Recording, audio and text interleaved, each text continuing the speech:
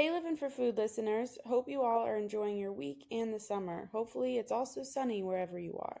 This is going to be my last episode in season 2 before I take a bit of a summer break myself and schedule out amazing guests for you, hopefully in the late summer or fall. So make sure to check out my social media pages to stay updated on that, which are always linked in the description.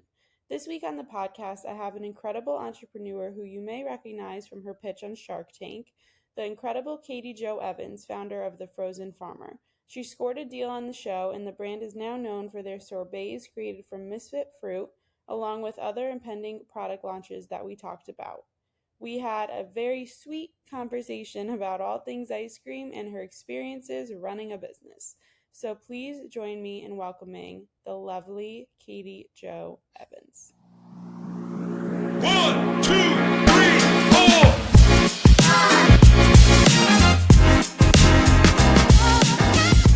I love your background as well. Thank you. It's like so pretty too. It just is like the flowers and stuff. It's a very nice background. I need a background like that. Thank you. They're actually fresh. Our hydrangeas are in bloom, so I went out yesterday and picked a bunch. Oh, so pretty. Yeah, that reminds me of, I'm from East Coast, so hydrangeas always remind me of that, and Cape Cod and all of that stuff. But Yeah. I love hydrangeas. They're so pretty. So it's so great to meet you. Thank you for coming on and doing this. I'm an avid ice cream lover, so I'm very excited to dive into your business and all of that stuff. Well, thanks for having me. Who doesn't love ice cream, right? I used to eat it all the time. Unfortunately, my body hates me for doing that now, but I used to eat it like it was my snack after school in high school, and I would eat it all the time when I had an amazing metabolism, and it literally didn't matter. Can't do that now, but I still enjoy it. Don't worry. Yeah. Well, that's the beauty of our no sugar added line and our low calorie sorbets. Like, you can literally eat a whole pint for less than what most other ice creams have in a single serving. So there you go. Just did the pitch line. I love it. I like to go back to the beginning with guests first. You were an only child growing up, with your first job at 12 being on neighbor's farm, picking produce and planting pumpkins. Did you see all of this coming full circle? I mean, it's certainly full circle now that I've married a farmer, and farming's a big part of our life. Having that been my first job on a farm, did I ever think that I was going to marry a farmer and this was going to be a part of my everyday life and my family's life? No, but we love it. And what's even more full circle is that my daughter is now 11, our oldest daughter, and she just recently started working on our family farm. So she's been learning the ropes, learning how to drive a tractor this summer, working really on both sides of our business. And she's been home from school for the summer. So it's exciting to see her take an interest in it. Oh, is she enjoying it? Oh, she loves it. I've had to pull her out of it the last couple of days. They worked a 12-hour day one day this week. They were done the farm market and the creamery, and then my husband took them out to the fields to set out our bee boxes for our watermelon plants. And it was like 8:30 p.m. when they got in, and we're ready to go at it again the next morning. So it's exciting that they take such an interest in it. And also it's nice to not have them just laying around for the summer. Oh, yeah, for sure. Put them to work. Yeah. I feel like kids really need those hands-on experiences, especially just like digging in, even if it's like farming or something, whatever it is, like kids always need to be doing something. So I feel like farming is the perfect culmination of, you know, keeping them busy, having them learn something, and then having them do something like hands-on actively. Yeah, absolutely. I mean, it's funny because really it's a lot of work. There's a lot of long days, long hours, but at the end of the day, it doesn't feel like you've worked, you know, in the same way that somebody's working a 9-to-5 job when you're doing so many different jobs throughout the day, and when your mind is in so many different places. Most days it's like 5:30 and everyone around here is like, wait a second, we didn't even break for lunch today. Not because, you know, of anything other than the fact that we were so engulfed in what we were doing. It just, time really flies by. It's like this weird time warp when you get to the farm and get, you know, your sleeves rolled up and into everything. Right. Because you're up earlier than most people, and I'm assuming you go to bed later than most people as well. I get up about 4 a.m. every day, just to start my day personally. Oh, wow. Go to the gym and reset. You know, that's for me. That's as much a mental thing as a physical thing. With the amount of activities that go on around here simultaneously, and how many conversations we have going on at once about different projects, the different sides of our businesses. Yeah, our days end really late too. There's a lot of times where my husband's out in the field until, 11 o'clock at night, midnight. Wow. We're taking dinner to the tractor, or he's stopping in really quickly just for dinner and then back out to it. So you have such a short season. You've got to get everything done. And Mother Nature doesn't always make it easy, so you're really at the mercy of the weather for the most part.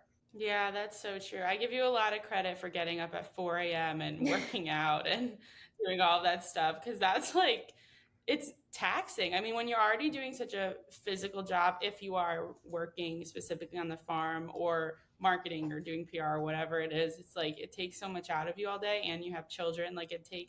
There's so many things to juggle. So getting up at 4 a.m. to prioritize yourself is a very good thing. So I give you props for that. Thank you. All right. So I read in an interview that your parents are entrepreneurs as well. Is it? And it's kind of like a path that you always wanted. What was the pipeline between being a self-motivated person as when you were younger to getting into the PR fields out of college? Yeah, my dad has owned his own business for a really long time. He's a welder, so that kind of goes full circle now too. Oh, cool. He helps fix equipment for my husband on the farm sometimes. Oh, wow. That's really convenient. Yeah, definitely. Always good to have somebody handy around. My daughters race cars, so he has also been working with the race team a little bit. But I grew up, my mom had her career in accounting, and she worked a lot. She went to college while I was little, finishing her degree. And, it taught me from a really young age a lot of responsibility, because there were a lot of nights where it's okay, dinner's on you to fix and get ready for the family. And I feel like I learned those life skills of making dinner and doing the laundry, because my dad and mom both were working their jobs, and also, hobbies and things like that. My dad's an avid hunter and fisherman, so he loves the outdoors. He was always just in the backyard hunting, but I would have dinner ready for the both of them by the time he came up from the woods and by the time my mom came home from work. Ooh, okay, so just as a food journalist and being on a food podcast, what were you cooking for them when you were younger? Do you remember? Usually really easy to make meals. Is kind of when I started making things that my mom could give me 5 or 6 steps and easily follow, which is kind of where we started with my daughters too, and teaching them how to cook. They actually started their own cupcake business last summer. We bought a little, we bought a little sweet treat cart for our farm market, and called it KJ's Cupcake Cart, because all of our 4 daughters have the initials KJ. They were just baking every free moment and decorating cupcakes and setting them out on the cart, and they were selling. And in fact, we started getting orders for them by the end of the season last year. Yeah, we had customers saying, "Oh, we've got a birthday party this weekend. Is KJ's Cupcakes going to be having any kind of certain cupcake that we can plan on?" Because that was our plan for the party. So they started taking some orders last season, and that's really that was exciting too, to see their passion for just wanting to have their own thing and take some responsibility on their own to keep that cart stocked and replenished. And then this year they're actually involved in the real business at the frozen farmer, learning how to make ice cream and learning the market and the procedures of what it is that we do there. Oh my gosh, that's so fun. That must have been such a proud mom moment, watching them.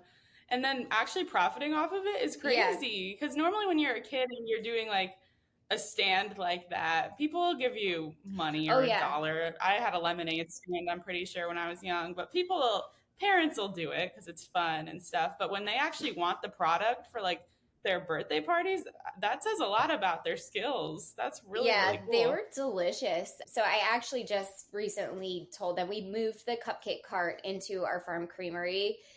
We do a lot of ice cream cakes and things like that at the creamery. So we've got this big birthday candle display sitting on it right now. But I told them we need to get it back over to the market, and you guys need to get it restocked again for this summer, just because they they drummed up that interest last year. And so I'm sure they're going to Right. have people this summer want to place orders. I've already had people inquiring, are they doing it again? So I definitely want to see them keep up with it. That is so fun. And they're kind of following in mom's footsteps with the entrepreneurial stuff too. It's like already seeing in them when they're so young is so cool. My family's very obsessed with ice cream cakes. We have them at every single birthday, but I can 1000% guarantee that yours are more delicious because we just had a Dairy Queen down the street. Okay. So. Yeah, we do really neat flavors for our ice cream cakes. Right now we're in strawberry season at our family farm. We're doing lots of strawberry pretzel salad ice cream cakes. They're not just delicious, yum. They're gorgeous too. We're really excited. We're launching our very first ice cream cake in national retail later this year. Excited to take that project. Literally. Yeah. There's so many ice cream puns that are great. I know. I know. Whenever I have to write articles about anything ice cream related, I pull out every corny dad You're like, oh, pun. this is easy. I've got this. Yeah, I'm like, we're all screaming for ice cream. I'm like, oh my God. It's such a sweet deal. Yeah, no, literally.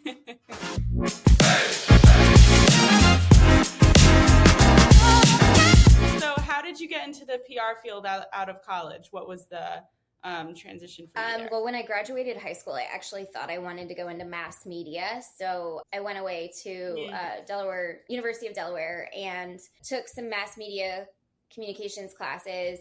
My second year into it, it was the largest major of the university, and I came from a really small high school. Being an only child, I definitely felt lost in a class of 200 and 300 people.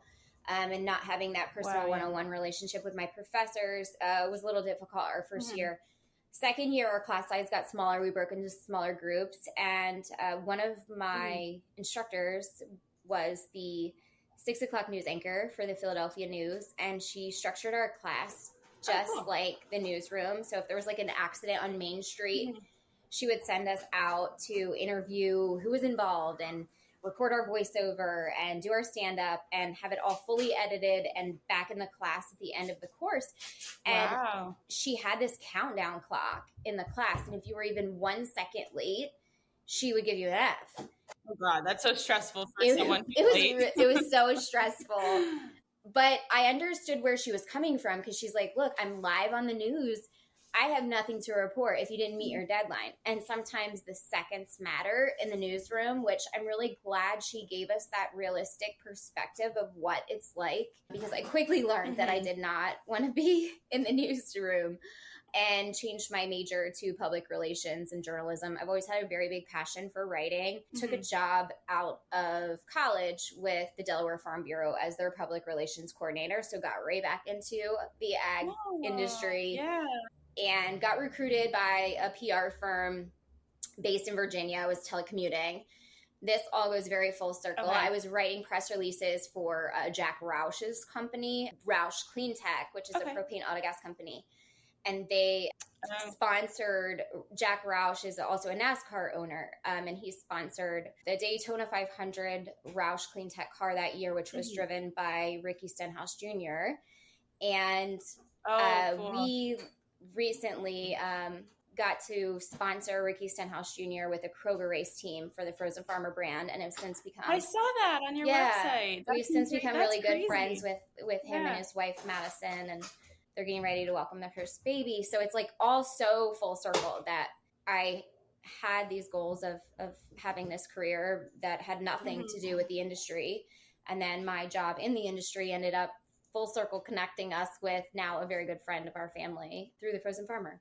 That's wild. Yeah, that's one of those scenarios where it's like it was very meant to be, and you kind of seem like you've found your purpose for sure. The newsroom media journalism, I also learned very quickly, is not for me. It is so different than me writing articles about food and travel online. Yeah. It is. I remember my first ever story was I went to the University of Connecticut. So I was supposed to basically get into the nitty gritty of something on campus. And I was like trying to get into the nitty gritty of the fire alarms on campus and like if they are checked regularly, if they are. It was a lot of investigative journalism. So I remember my first ever interview was like with a fireman, and I was like 20 at the time, and he was this older guy, like way has so much more experience than me, and he met me at a cafe, and I was so nervous, and then I was like, this type of writing isn't really for me because it's so dry. Yeah. It's very I mean, it has to be. It's to the point because it's just supposed to get the information out there. Right. But it's just not creative.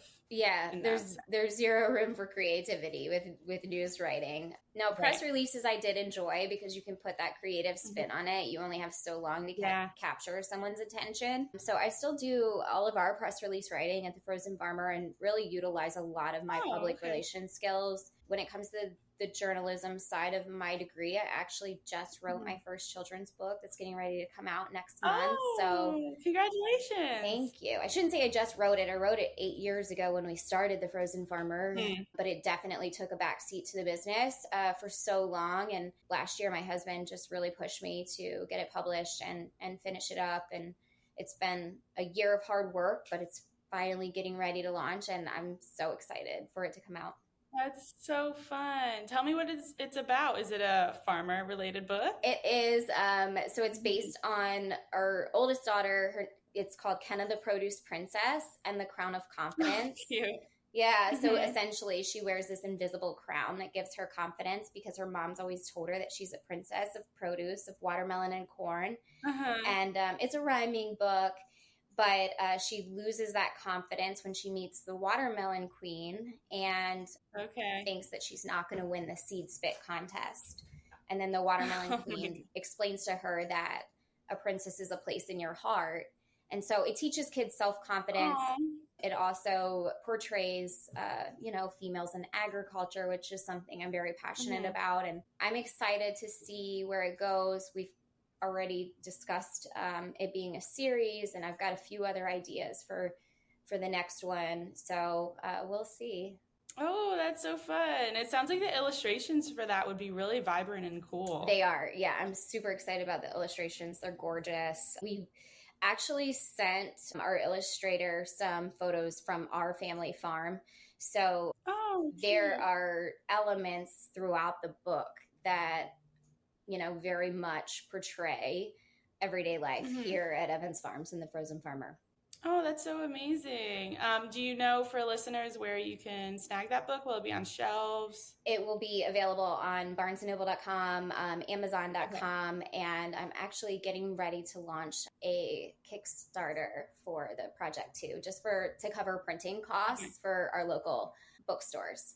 Oh, fun. There is nothing I love more than a local bookstore or going into Barnes and Noble. Yeah. I just maybe I'm just a writing nerd, but my brain just automatically relaxes. It smells so good in there, just books, and it's just so peaceful to walk around. I could spend I would always go with my mom, and we would just spend so long in there picking out books, and then I'd have to put some back because it would add up to way too much money. That was actually one of the places my husband and I stopped on our very first date, was a local bookstore. Really?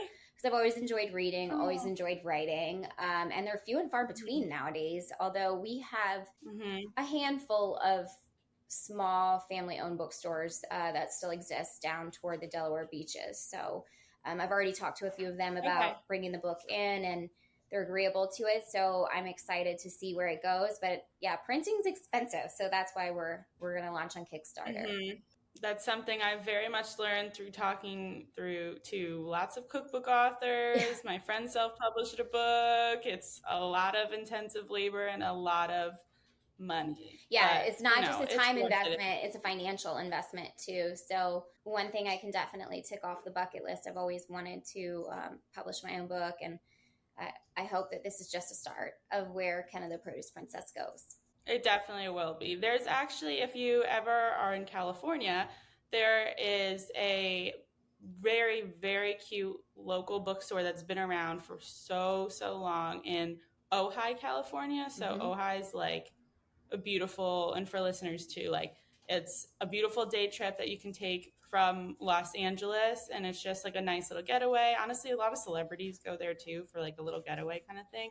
but there's this local bookstore that's been around forever, and they have books dating back to like so long, like 100 years ago That's and really stuff. cool. So you can just look through, and every section is really curated perfectly and stuff, but it's just old and it's actually outdoors. So it's not inside. That is so neat. So cool.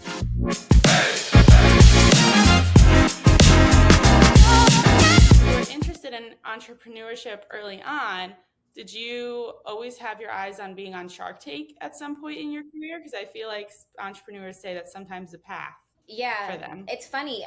A lot of people, start a business to be on Shark Tank. I had actually never watched Shark Tank prior to pursuing the opportunity. When we opened the Frozen Farmer in 2015, people continually told us, oh, you've got to pitch this business on Shark Tank. Your business model of using the upcycled fruit from your own farm is so unique and it would go awesome on the show. I think the sharks would love it. And it just kept coming up over and over again in literally every conversation we had for probably the first year of business. And we got our foot in the door with Giant Food as our first major retail partner. Okay. We had been selling produce to Giant for more than a decade on that side of our Evans Farms business. And so the Evans Farms name was very popular in stores in Giant, especially in the summer season when they carry our watermelon and our corn. And I had done in-store promotions for the farm brand. So when we launched the Frozen Farmer, we took some of our very first flavors to one of our meetings at the corporate Giant headquarters in Maryland, landed a meeting with the Frozen team, who gave us the incredible opportunity to launch the Frozen Farmer on shelf. And we were just hand packing the pints at that time in a kitchen space that is about half the size of my office now. It was so super small. Yeah. We didn't have any frozen storage like we needed to supply the stores. We had a double door freezer, like just for our scoop buckets and our ice cream truck that we were supplying. So we started slow. We took on 5 stores. By year 3, I think it was, we worked our way up to like 70 some stores that we were supplying, direct store delivery style. Giant came to us in that 3rd year and they were like, look, we have so much demand for the Frozen Farmer products. We want to launch you in all of our locations. We want you to ship to our warehouse. And so I had done some research on that. Adds a bunch of other layers. Oh yeah, so many logistics. I had done some research on like that whole process.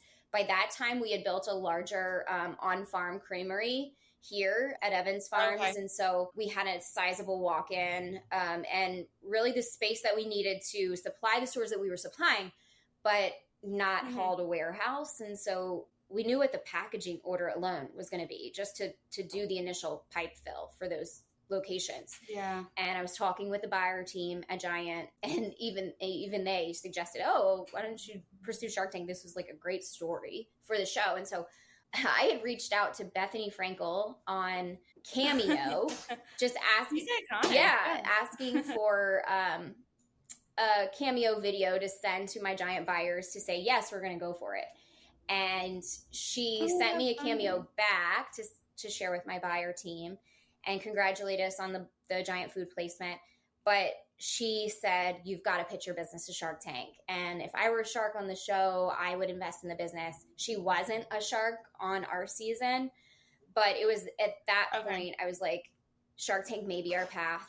Let's pursue this. And I attended an open casting call in New York City, stood in line at like 3 a.m. with my then 6-year-old daughter, Kenna, who was dressed as a strawberry. And we made just stop. That's so cute. She was adorable, and everybody was asking to take pictures with her. And I pitched our product, and they did let us know during the casting that we may or may not taste your product if you bring a food product, because they're presented with so much food, and don't take it offensively if they didn't try it. Well, our casting person did, and he took one bite of our orange cream Frobert, and he put down his spoon, and he was like, that's all I need, thank you. And I was like, wait, I have more. Don't you want to converse? Don't you want to ask me questions? I've got so much more dialogue that I had prepared for. And he was like, no, that's all I need, thank you very much. And like just shook his head, and I was like, either that just got us through and he loved it that much, or we like totally blew it and we have not a shot. So I went home scratching my head. I would have cried. Yeah, I went home scratching my head so much. I was like, I don't know how it went. Everybody was asking me, oh, how did it go? How did it go? I have no idea. Saw a rainbow on the way home.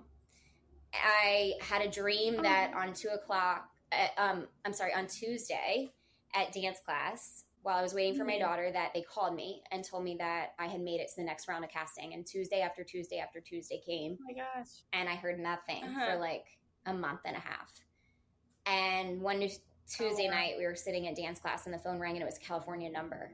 And it was that casting person. And he said, Katey, you've made it through to the next round. I didn't need to hear anymore when I tried the orange cream Frobert because it was the best thing I'd ever tasted.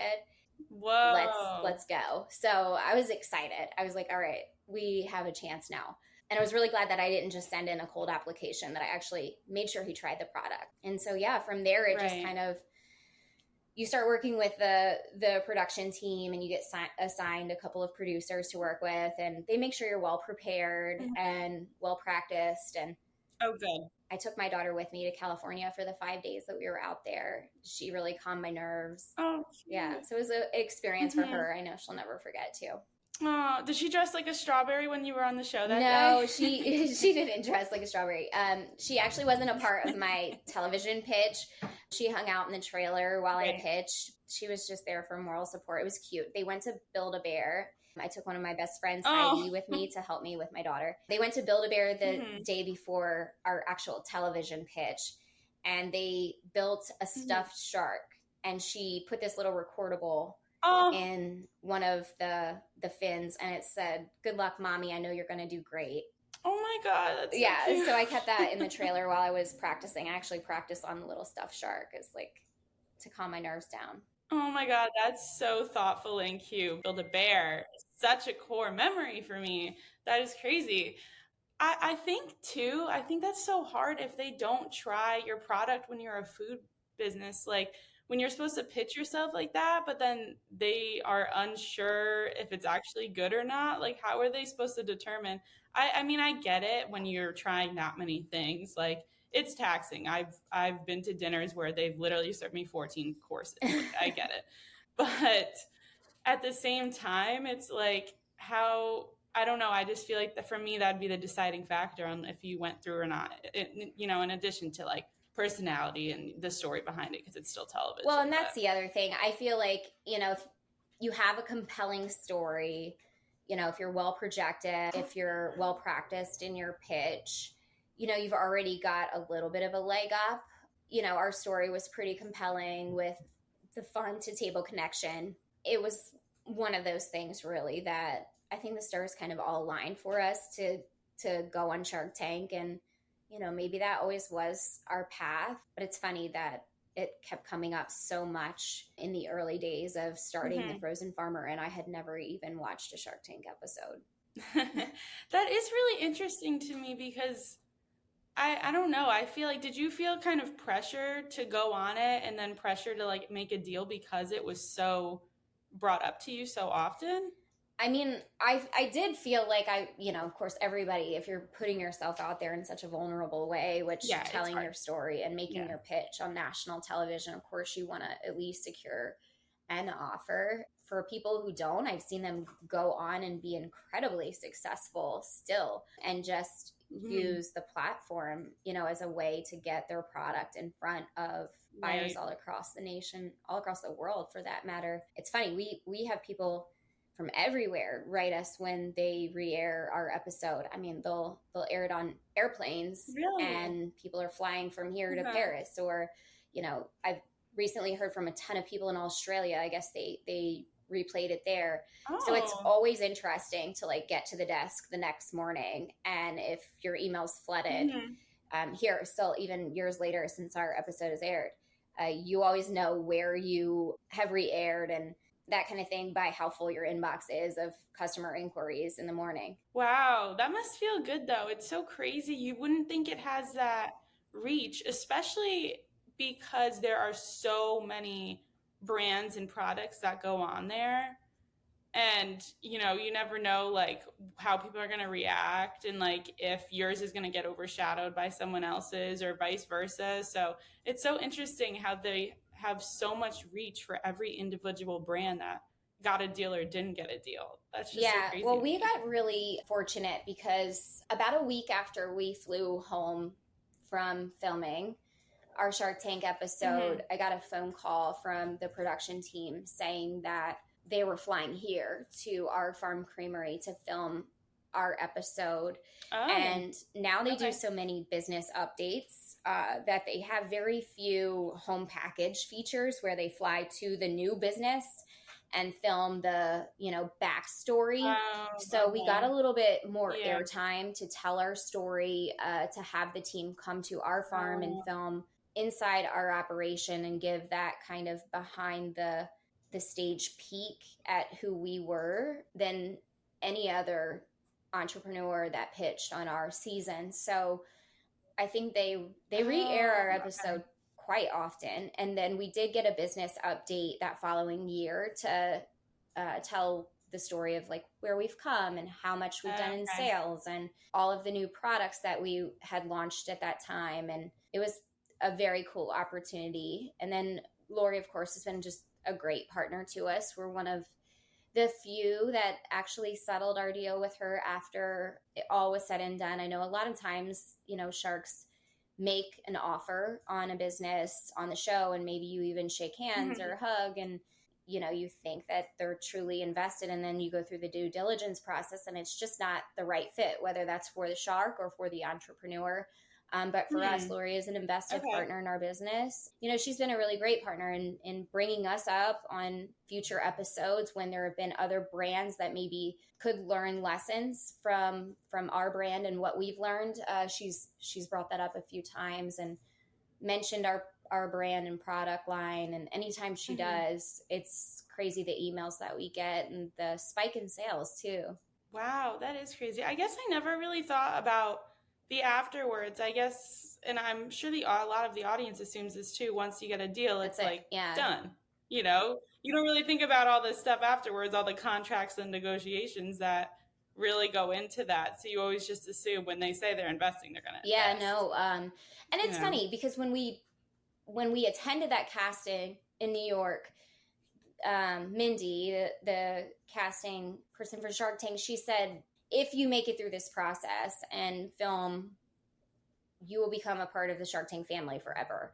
And really, that's what it is. We have private groups on Facebook, and I've gotten to know some of the other entrepreneurs, not just from my filming pod, but from other Mm-hmm. seasons of the show. Even there's a reunion every year, and we're going this year. I'm Oh, excited. fun. But it really does kind of become a part of your life, and you have this awesome, like, net of community to bounce ideas off of and say, hey, what's working for you? Mm-hmm. Or if you've got questions about things, or if you've got a new product launching, it's just like this group of cheerleaders to get behind you and support you forever. Love our little Shark Tank That's family. incredible. You need that as an entrepreneur sometimes. Sometimes it can be like so isolating, and then you also just don't know if something's going to work. And just to have that extra set of eyes on things, especially with people who've gone through it before, is certainly helpful in the entrepreneurship space because it can be a little bit isolating at times, and sometimes it can just be like a one-way path, you Yeah.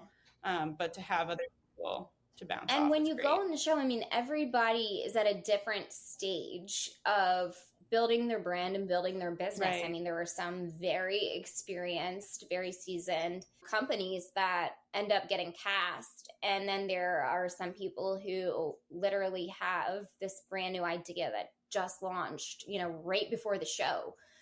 So it's neat hearing different people's perspectives. It's also very valuable to talk to some of the people who have been on seasons well before you because they've had so much more experience with it than you have.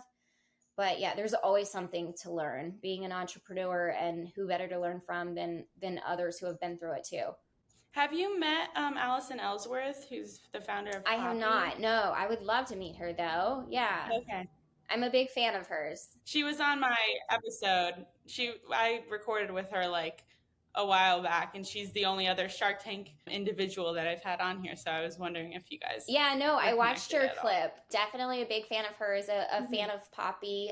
We have a Barbie license too, so that's one commonality. Oh, But cool. yeah, I'm excited to hopefully someday meet her. Yeah, for sure. Because you guys kind of seem like you would align. So I was curious. But you also made me laugh because I was watching your Shark Tank segment, and Lori, you accepted like the deal so quick, and you're like, I know I'm supposed to negotiate. But I'm like so excited. So I would have been the same thing. Right. Yeah. No. I mean, of course, they tell you like, oh, if you get offers, negotiate with them. Like, don't take the first thing that comes across your plate. But for us, it was like, I was just excited to have her join the business, and also knew that after that curtain falls, you have the opportunity afterward to negotiate. It was one of those moments that I'll never forget. And then she said, oh, well, can you put the crown on my head? And I was like, of course.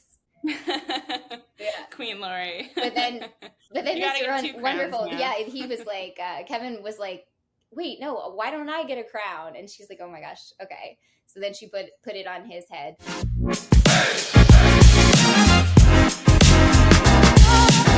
Going off of, Shark Tank a little bit, something that I'm particularly interested in is the food waste aspect of all of it.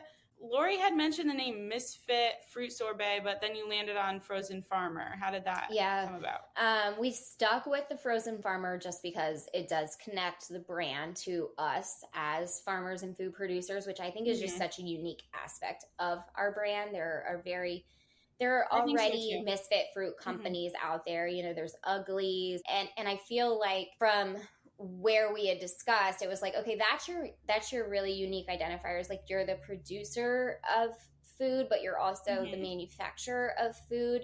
And now that we've launched our national line, no, all of the fruit is not coming from our family farm anymore, but we are sourcing upcycled fruit. Now, everything that we produce at our farm creamery in Delaware does come from our fields when we're local in season, or as much of it as we can possibly cut up anyway. So again, we're in strawberry season right now, and it's a constant cycle of cutting up strawberries when you're in peak season to utilize them as quick as possible, and then store as much as you can for the out of season times. And that gives us the creative outlet to like make really unique flavors too. Our local farm creamery. So sweet corn ice cream is one of our popular summer flavors, a very unique flavor there in the ice cream space. But being from Delaware and so close to Maryland, blue crabs are a really big part of our culture. And so the sweet corn ice cream, one of the topping options that we have is Old Bay. Wow, really? Yeah, so very fun. That's so interesting. Yeah. And that's a popular one that people normally grab? People love the sweet corn ice cream in the summer. It tastes almost tastes like a very rich buttercream because sweet corn is so sweet. There's so much sugar content in it. So we basically cook the corn and extract the sugar juice and then run that through our vanilla batch. But then we freeze the corn too and cut the kernels off the cob. So like every bite you'll get like this pop of a real corn kernel. That is a delightful surprise. I will have to drive to Delaware and do that, because if I'm going to drive anywhere, it's going to be for ice cream. So I would love to try that at some Awesome. point. Yeah. Well, if you ever come by, please get up with me. I'd love to meet you in person. Oh, I'd love that. I'll let you know. What is, and this is more in the conversation of food waste, because I feel like with your sorbets especially, they're being made from rejected, quote, strawberries and fruits, which, adds to the conversation of food waste. How can you utilize things in different ways? What is a practice you think that everyone should implement into their lives to aid the fight in food waste? What do you think, if you have any tips or anything like that? I mean, food waste happens in so many places. It starts here in the farmer's field, because a lot of times grocery stores have such high cosmetic standards for the way that produce looks, and it's easy to get rejected at the grocery store if something's not at the peak of freshness or the perfect size and spec. For example, our watermelons get brokered into grocery stores really everywhere, and watermelons are a great example of that. So they have to meet a certain size to make it to the bin, and you have bin counts by how big the watermelons are. Well, not every watermelon grows to exactly that perfect size. And so you've got some really huge melons, you've got some smaller melons, but they're all edible, right? So it's educating the consumers first. And that's our job as farmers. And one thing we're really passionate about at the Frozen Farmer, and I'm particularly passionate about as a female in ag, is just knowing that, most females are the ones who cook the food for their family, and being mindful of that when they're shopping too, to not overlook that section of the grocery store. If they do have a section for the second produce, a lot of times is a really good space to snag a good deal. And a lot of times it's not necessarily that bad of produce. It just might be missized or misshaped. It's not that it's like rotten or nasty. Right. That's one space that we really feel passionate about, is just educating consumers. The other thing we talk a lot about are best by dates versus sell by dates. They're different, or expiration dates rather. When something expires, clearly it's no good to, eat or consume anymore. When it has a best by date or a sell by date on it, you can still buy it, just eat it right away or consume it right away. And milk's an example of that too. I know that, there's a lot of waste that happens in the milk industry, but we're all guilty of it, but if you're going to consume, the gallon or half gallon or whatever you're buying, by the time that date is on the packaging, right. That's the sell by date. It's not the expiration date. The grocery store is another level where there's a lot of food waste that happens because they have to have cosmetically perfect fruit, because that's what people usually choose.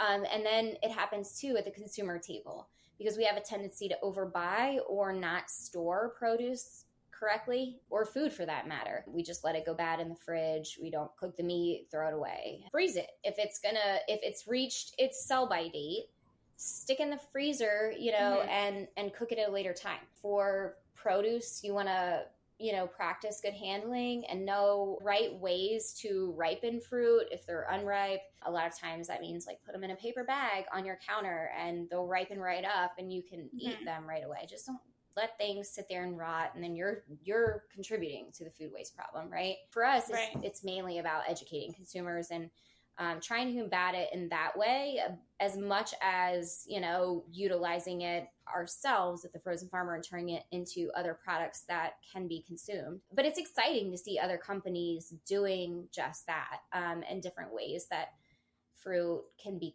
consumed or turned into value-added products, like our sorbet pints.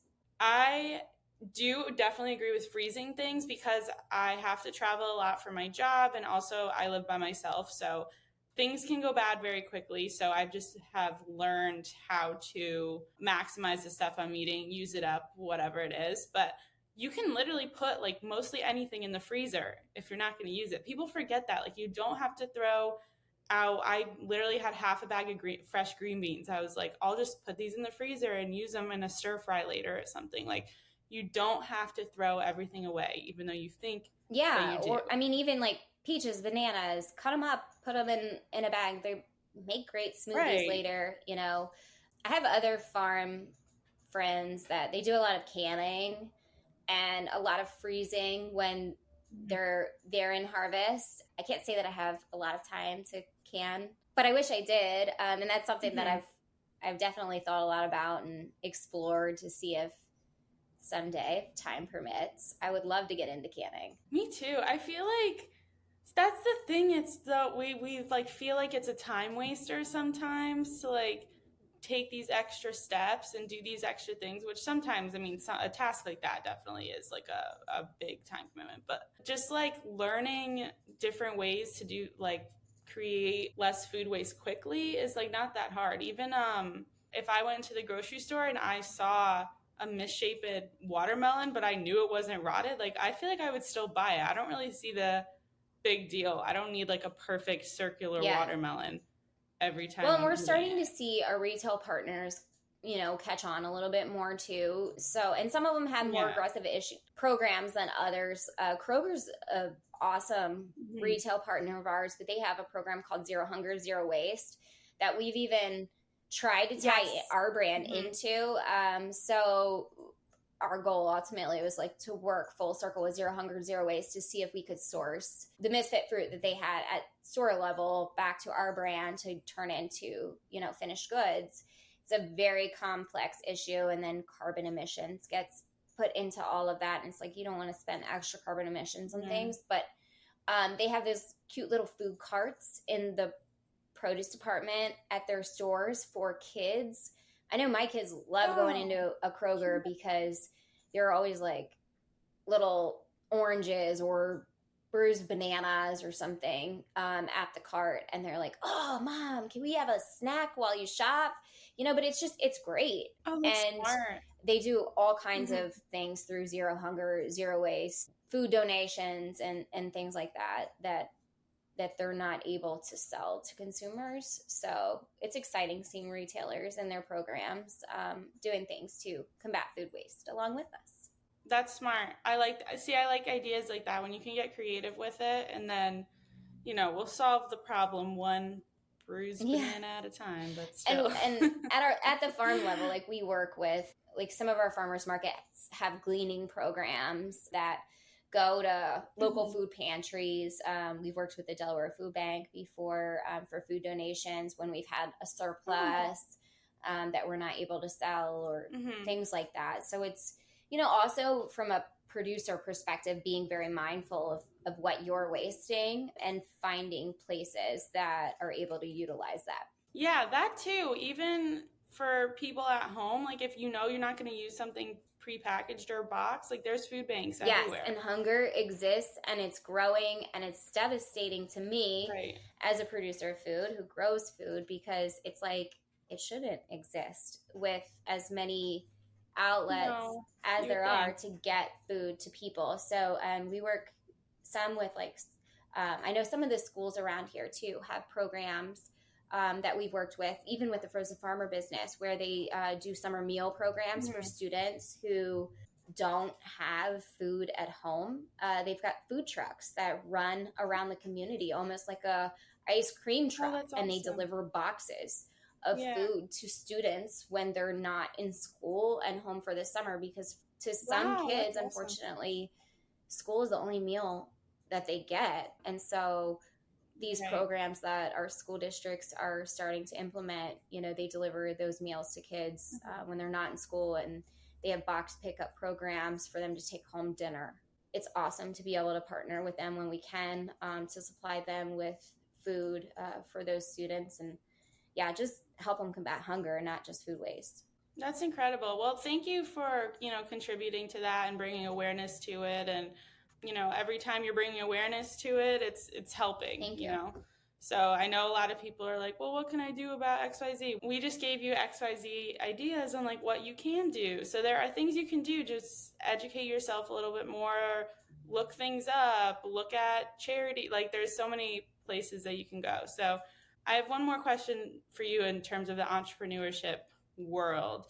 For future entrepreneurs in the food space, what would you say is the most unexpected problem that's happened so far since starting a business, and how do you recommend handling it? From the food space, particularly as an entrepreneur in the grocery industry, I think just the costs to do business with retailers was unexpected to me. I think a lot of people think, because you've done millions of dollars in sales, you guys are millionaires, or, your company must be making millions. It's very expensive to do business, especially nationally, the way that we do it. Logistics are expensive. Storage is expensive. Store slotting is expensive. It's expensive just to get your product on the shelf, let alone gain placement and gain interest of your product.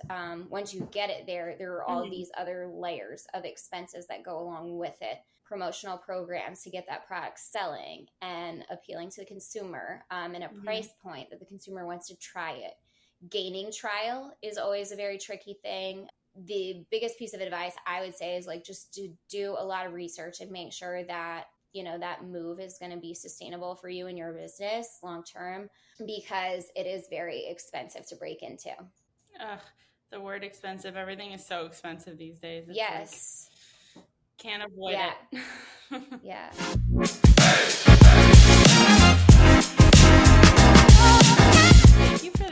have a short game for you if you're up for it. I'm going to do like a lightning round. I'm going to pin ice cream flavors against each other, and I specifically picked flavors from your website because I wanted to make it interesting. And then you'll choose your favorite, if that makes sense. That's going to be hard. They're like all my babies. Okay. Well, that's what I'm saying. And also for me, this is very hard because I literally love every single one of these. So it's hard. First one, chocolate chip cookie dough versus chocolate brownie fudge. Chocolate brownie fudge.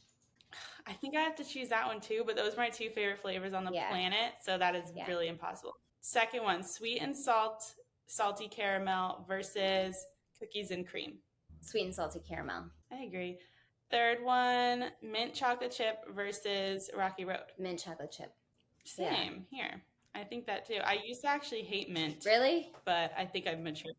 Yeah, it was a weird phase in my life. But I think I've matured as an adult and now I actually like it. Yeah. Fourth one, strawberry versus vanilla. Strawberry, 1,000%. Yeah. I know. I'll never be a plain vanilla gal. I am definitely not a plain vanilla gal. No. Fifth one, peanut butter cup versus butter pecan. Oof. That's the hardest one, I think. Peanut butter cup for a milkshake. Butter pecan for a scoop. Oh, okay. Yeah. That's, see, I haven't, I just went to this place the other day and they just came out with all of these new milkshake flavors. So a lot of the times I have to try them all, and they gave me 3 giant milkshakes, and it was taking everything in my well-being not to drink all 3 of those because I would have been ill, but I would have been happy. Yeah, so. R&D days around here are like really fun when you have all of the different flavors to sample. We're getting ready to launch a full line of our ice cream, so we're going to step out of our sorbet space a little bit and launch some ice cream with Barbie at Kroger later this year. Yeah, we've got 4 amazing flavors coming to market, but they're all ice cream flavors and like fun party flavors. So doing R&D on the Barbie line has definitely been a highlight of my career because having the whole spread of flavors and going to our co-packing facility where they run our products in large scale and doing the R&D with the team there and like just trying everything was amazing. It's like heaven when you have all of these options to try. And sometimes it's really difficult too because you're like, oh, I like this one from this flavor, but I like the creaminess of this from this flavor. So like take this element and this element and combine them. And it's hard to choose a favorite. I believe that. I'm like, I literally am such an avid ice cream lover. But if you ever need an extra taste tester, I'll send it your way. Will hop on a flight. Well, I'll have to send you a box regardless, just so that you can try it, especially when the Barbie line launches. Yeah, I'm very excited for that Barbie line. I'm sure it's going to be all pink and pretty and packaged very well. Oh, yeah, the packaging has been a super fun project to work on. And we're getting ready to launch our second freezer squeezer SKU, which is like our sorbet squeeze-up tube. We launched our first one with Barbie this year. It was our strawberry lemonade, and it has taken off. The flavor's phenomenal, but it doesn't have any artificial food coloring in it. We color it with vegetable juice, so moms have loved that. Yeah, good. And we're getting ready to launch our Malibu mango pineapple. So as soon as I have production samples, I'll send them your way. Oh my gosh, Malibu mango pineapple. Wait, those are all like, I actually have been obsessed with pineapple and mango lately. So that sounds like my dream. Sounds so good. It's like a vacation for your mouth. It's so good. It sounds like a pina colada. Yeah. Well, we added the Malibu in there for Malibu Barbie, of course. Oh, very cute. Malibu is just so like beach, and so the moment you put that in any kind of title, like people are going to be intrigued like that. Like it's just so fun. Well, congratulations on that. That's so exciting. I can't wait to see the entire line in stores and all of that. That'll be super fun. So I have my final question for you, which normally if I have chefs, I ask them like a cooking question, but I'm going to ask you an ice cream question. In general, what do you think is the most underrated ice cream flavor or topping? Most underrated ice cream flavor. You guys are so creative. I feel like it's so hard to pick one, but you could pick a few. Gosh, I feel like banana. We have a banana pudding. The people who know that we have banana pudding come in and want nothing else. But I feel like banana is an underrated ice cream flavor that is delicious. And not only that, like, you can mix it with other ice cream flavors for a really awesome sundae. I'm a very, like, make your own concoction person. So if you give me a plain flavor, I'm going to take another flavor and mix the two together for my own flavor. Maybe that's just me as a creator of ice cream, but I don't know. I'm like never happy when I go to an ice cream shop that's not ours, because I'm like, well, give me one of this and one of this, and I'm gonna like take my bowl and I'm gonna mix the two together. But yeah, I would say just like banana is a very underrated ice cream flavor. You don't see a lot of it either in the grocery store, but we sell quite a bit of it at our farm creamery. Interesting. Yeah, no, not really. I think maybe because people think it's like savory and it doesn't necessarily go with sweet, but then when you think about sundaes and like banana splits, that doesn't really make sense. So yeah, exactly. I don't know. That's interesting. I used to make my ice cream like soup, and you just like mix it until it's like a soupy consistency when I was a kid. And I don't know why that was a thing, but like all my friends did it too, and it was like the thing to do for some reason. My kids still do that, yeah. They do. Okay, I actually have one more question for you. I lied on that last question. What do you think is the next or up-and-coming trend in the frozen food space? This is my final question. Well, we're actually working on it. So if I shared it with you, I would be giving it away to all my competitors. But we've got a few exciting innovations up our sleeve. So you'll just have to stay tuned to see what we roll out next. Okay, ... Very, very exciting. I love it. Yeah, always leaving on a cliffhanger. It's like all comes back to the books. Well, thank you so much for coming on and taking the time out and talking all things ice cream and Shark Tank and entrepreneurship with me. I really appreciate it. It's great to meet you. I'm very excited to see where the company goes. Awesome to meet you too. Thank you so much for the opportunity. And yeah, if you're ever on the East Coast, please come to Delaware. Oh, I'm going to take you up on that for sure. Okay. Totally. Sounds good. You can keep up with the Frozen Farmers products on their website, thefrozenfarmer.com, or you could keep up with Katey at Katey Jo Evans, KateyJoevans.